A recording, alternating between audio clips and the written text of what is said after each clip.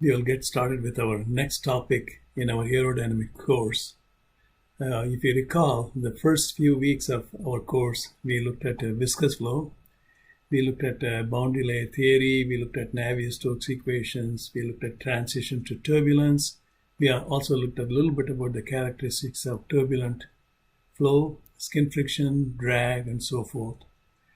After that, we went to very low-speed incompressible flow. So the material we covered in low-speed incompressible flow was from the Chapter 3 and Chapter 4 of our book. Chapter 3 was building blocks, sources, sinks, vortices, doublets, free stream, and so forth. We put them together to solve flow over half bodies, full bodies, cylinder, lifting cylinder. Then in Chapter 4, we applied it to an aerofoil, thin aerofoil, meaning we neglected the thickness of the aerofoil. We just did a camber line and distributed the vorticities and then computed the lift, pitching moment, and so forth. Then in Chapter 5, we extended it to 3 dimensions. We came up with a theory by Prandtl and Lanchester called the lifting line theory. So we covered how to compute the lift over any given wing as long as it's not swept. And we also talked about how to compute the induced drag. And we were able to take into account the planform of the wing. That means how is the chord changing from root to tip. And we were also able to take into account the twist of the wing, how the wing is twisted. And we could also take into account the aerofoil lift curve slope and the angle of zero lift. So we did a lot of work like that. Then in the AVL project, you're learning how to model more general wings, which may be swept, even a wing with a winglet or wing with a fuselage, whatever it is. So that project is called AVL. So now we turn our attention to compressible potential flow. So we are going from 0 Mach number incompressible flow to subsonic flow, then transonic flow, then supersonic flow. We have jumped all the way from Chapter 5 to Chapter 11. So you may wonder what happened to 6, 7, 8, and 9, and 10. It turns out Chapter 6 is 3-dimensional potential flow, something like a AVL project you're working on. 7, 8, 9, and 10 are 1D compressible flow, normal shock, oblique shock, Prandtl-Meyer expansion, funnel line. These things we have looked at it in AE 2010, your previous course, thermodynamics and compressible flow. So we assume we have some knowledge of a one-dimensional compressible flow knowledge. So now we are going to build on that to look at 2-dimensional and 3-dimensional compressible potential flows. So that's what this chapter is all about. So let's switch on to the full screen mode. So this lecture is available in our website on the Canvas site. It will be under the compressible flow module type of topics. Why do we need compressible flow? If you look at historically, 1903 was when the Wright brothers first flew a powered, heavier than aircraft. Before that, people were flying gliders. People were flying lighter than aircraft, basically dirigibles, balloon-like stuff floating about. So those were around, but 1903 was when Wright brothers first were able to show they could have a sustained, controlled flight, powered flight, and this was a first record. At that time, the aircraft was very crude. If you think of it, the engine was not very strong, very powerful. It was probably a motorcycle type of a piston engine. It had a biplane. That means a wing, 2 wings, one underneath the other. And then the biplanes were rigged together with all kind of struts and joints and the connectors and wires. All of these were causing a lot of drag. Also, the landing gear was just sticking out, so there was no retraction of the landing gear. So the landing gear was producing a lot of drag. The engine was kind of exposed to the oncoming airstream. Therefore, when the air hits the engine, for cooling purposes, it's great. But from a drag perspective, the frontal position of the engine, whether it's a radial engine or an inline engine like in the car, or V-shaped engine, like in some older cars. It didn't matter. It produced a lot of drag. So between 1903 and 1914 to 1917, a lot of these technology from Wright brothers was still going on. First World War, they were just maybe perhaps more powerful engine, more powerful piston engine, things like that were coming along. But over a period of time, a lot of improvements took place. For example, we went from a biplane, thin foil-like aerofoils to a single thick aerofoil structure. And the structural rigidity, all the supporting was held inside the airfoil. So we no longer had a biplane configuration. We went to a monoplane configuration. Structure improved. We were no longer using fabric. We were no longer using wood and other structures. We were even going to aluminum instead of steel or some heavier material.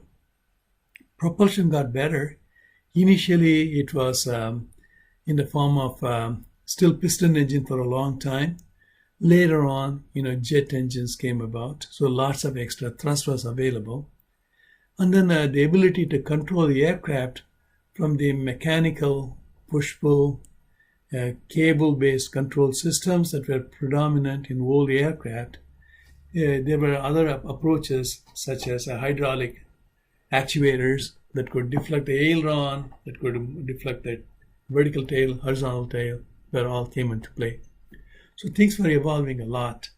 So the drag of the vehicle, by the way, also came down substantially, because not only did we go to single wing, landing gear was tucked in, so it no longer was a source of drag. The cowl, was designed to cover up the engine so that the engine still gets the cooling air that it needs, but the drag is reduced.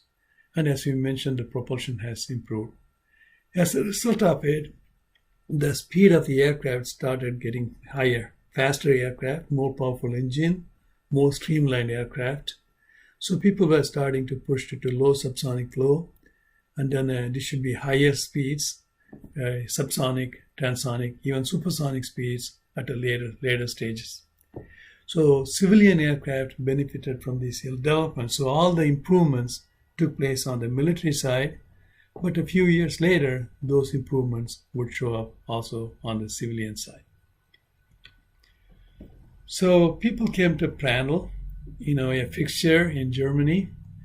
They said, we are coming up with a high-speed aircraft, but the theory that you developed for a lifting line theory that we learned in Chapter 5 doesn't work.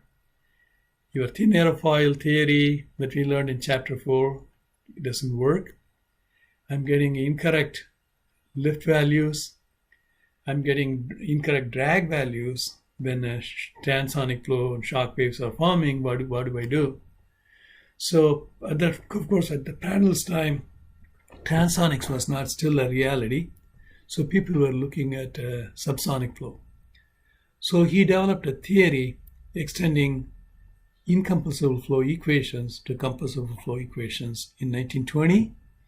And he was a very modest man. He didn't try to write a paper or anything like that. He just published in a seminar and stopped there.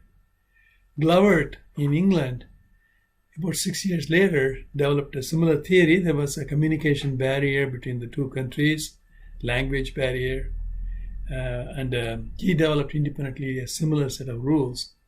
So the combination came to be known as Prandtl-Glovert rule. Okay, again a typo. Apologize for that. So Prandtl-Glovert rule works for 2 dimensions. In 1946, another German scientist called Gothard extended it to 3-dimensional flows.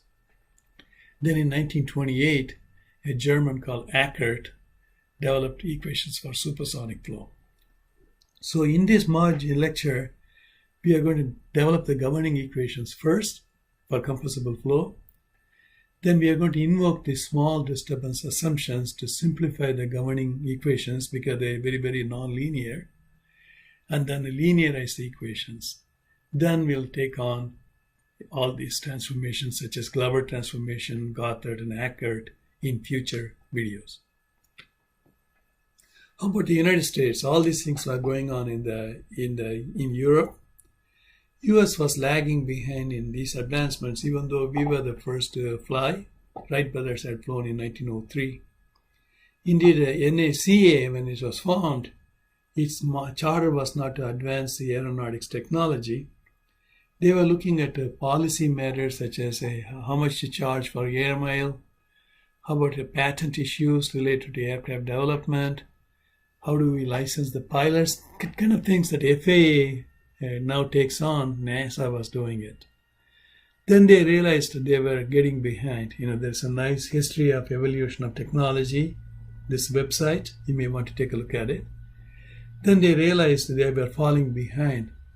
So in 1925, Langley Labs, which is the current NASA Langley Center in Langley, Virginia, near Hampton, Virginia, they started build a big wind tunnel. That's where the Abbott and Doinhoff were testing their airfoils. The X-foil assignment, we used Abbott and Doinhoff. They started looking at airfoils, wings, how do I reduce the drag. So over a period of time, the United States started doing a lot of work. Initially, a lot of this work was experimental. Later on, right around the Second World War, and after that, there was a lot of theoretical work was done at NASA, both in Langley and also in California. And of course, universities were also participating in it.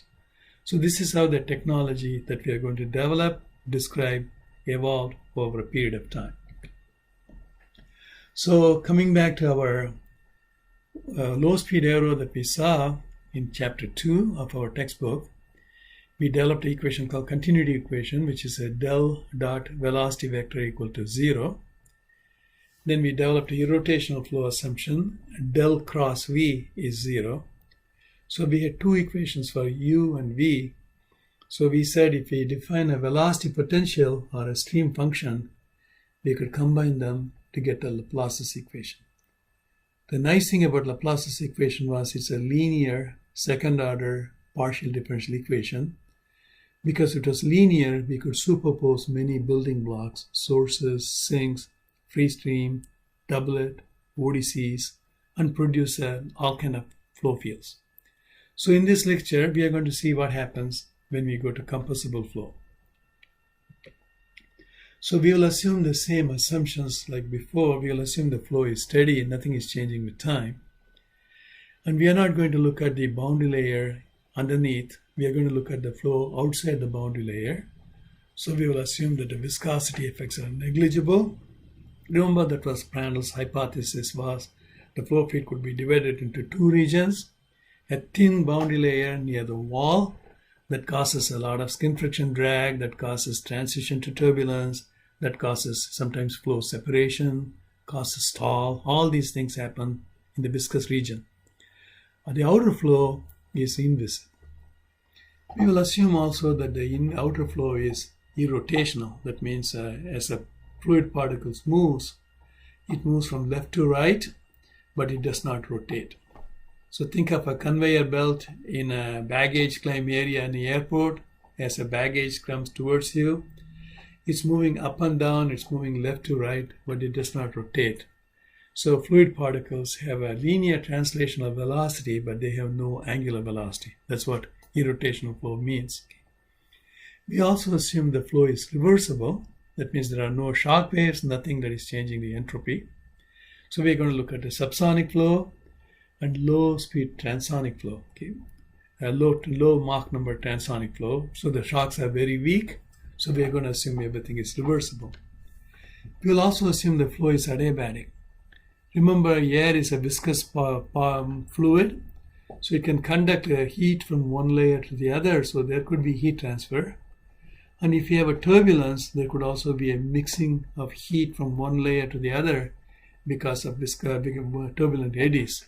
But we are saying we are well outside the viscous region, in the outer inviscid region, so none of these things are worthy of consideration. So we will develop the equation in 2D because it's easier to see, easier to understand. Then we will write it down for a full three-dimensional problem. So we start with an equation we saw in 2010, which is the thermodynamics of gases and compressible flow. This is the isentropic equation. Basically, it says pressure is proportional to density raised to the power gamma. So I can write that as P equal to some constant times rho raised to the power gamma. Now, I'm going to come across a density in our constitutive equation. Then we are going to convert that into pressure. Then somehow try to convert everything into speed of sound. So that's what we are working towards. So what we do is we write this dp, take a differential, left and right side. dp is constant times gamma comes out, rho power gamma minus 1 times d rho. Now if you look at the c times rho power gamma minus 1, it's nothing more than c times rho power gamma divided by rho. So you could write it as P over rho. Now P over rho is RT, equation of state. Therefore gamma RT is speed of sound squared. So the pressure change is speed of sound squared times the density change. So when a weak sound wave comes towards you, like when I'm talking about, as a sound wave travels from left to right or radially spreads outward, in front of the sound wave you have one pressure, behind it you have another pressure. The change in the pressure is related to the change in the density across a sound wave by this relationship. So we are going to talk about weak waves that produce small changes in the density, not shock waves that produce abrupt big changes in density or pressure. Now we go to our conservation of mass, which we call continuity equation. In chapter 2, we quickly dropped the rho because the flow was incompressible. But now we know the flow is compressible. Density can change from point to point to point. Because these sound waves can compress the fluid, they can expand the fluid. Okay. Therefore, rho needs to be accounted for. But we can certainly drop the first term because the flow is steady. Therefore, we have dropped this equation term. So we get this equation. Now we can do a differentiation by part. As you know, product rule says P times Q is P times d of Q by dx plus Q times d of P over dx. So you can break this into two parts. Same way, if we call rho as P, this is Q, then P times dq dy plus Q times dp dy equal to 0. So we could group it into an equation. This looks like our incompressible potential flow equation, continuity equation.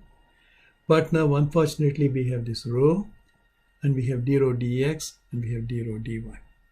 So compressibility is very much present in this equation. We also see that this is nonlinear because velocity, which is an unknown, is multiplying derivative of density, which is an unknown. If you look up here, velocity is unknown, density is unknown, so this is a product of two unknown. So we are going to get a nonlinear governing equation when we proceed. So let's see what happens. Now we just derived the dp equal to a squared times d rho a couple of slides ago. So we bring that in here. Then we take a partial derivative of p with respect to x, which is dp dx is a squared times d rho dx. That means d rho dx is 1 over a squared times dp dx.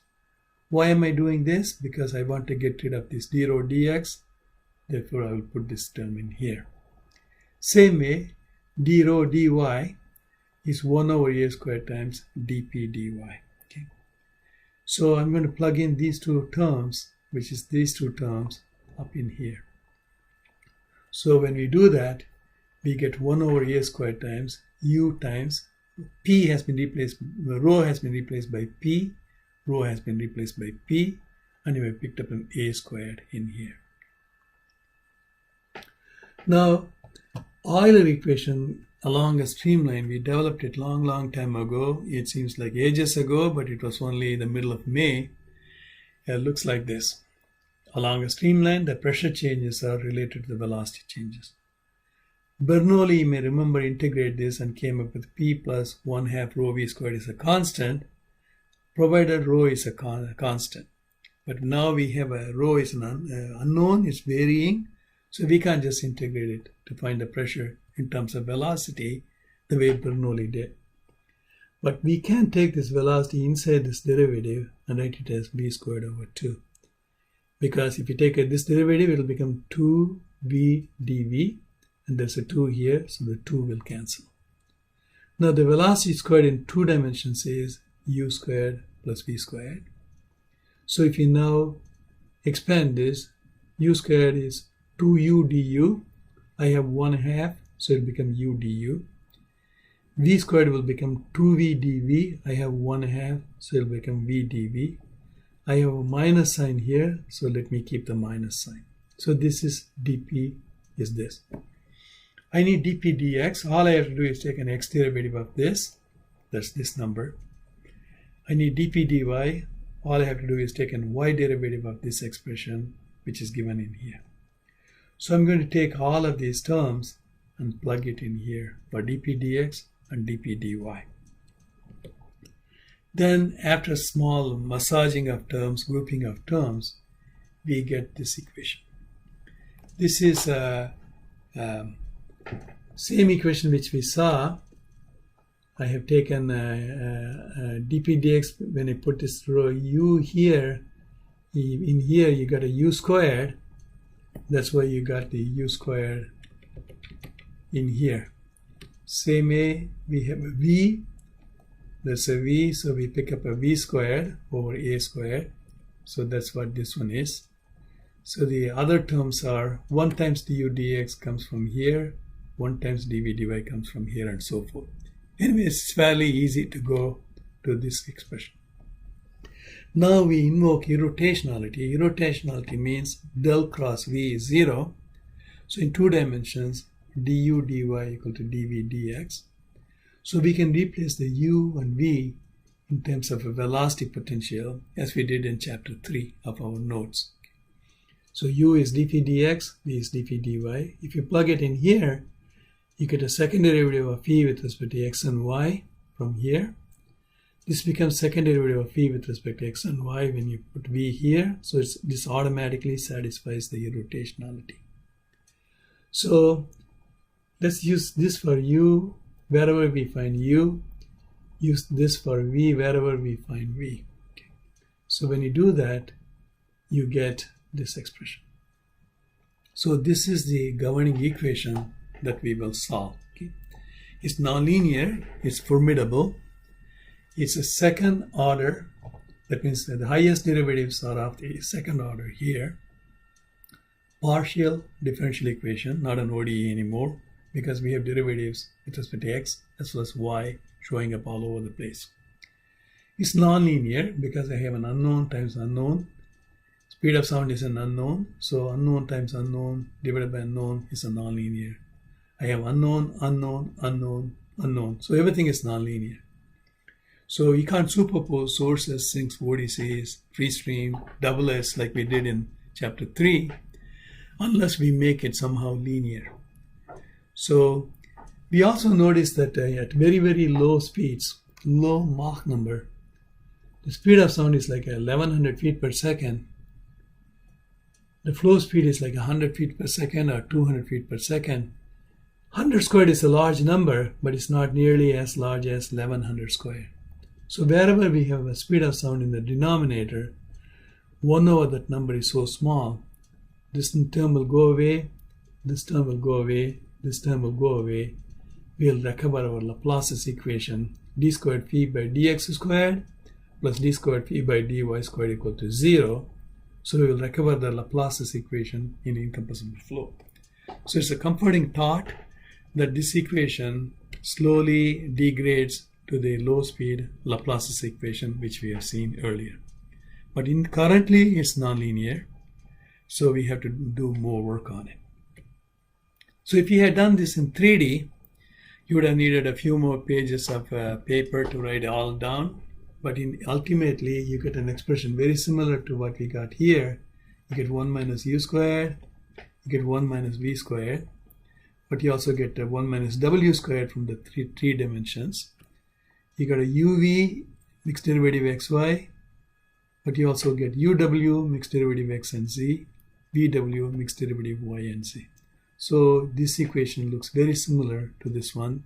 Again, nonlinear second order partial differential equation. It also goes to Laplace's equation when a goes to infinity. That means the speed of sound is very, very high compared to the flow velocity. So thus far we have developed this equation. So I'm going to just multiply through by a squared throughout. So I have got this equation. So we have already made these observations. So this is what we have gotten thus far.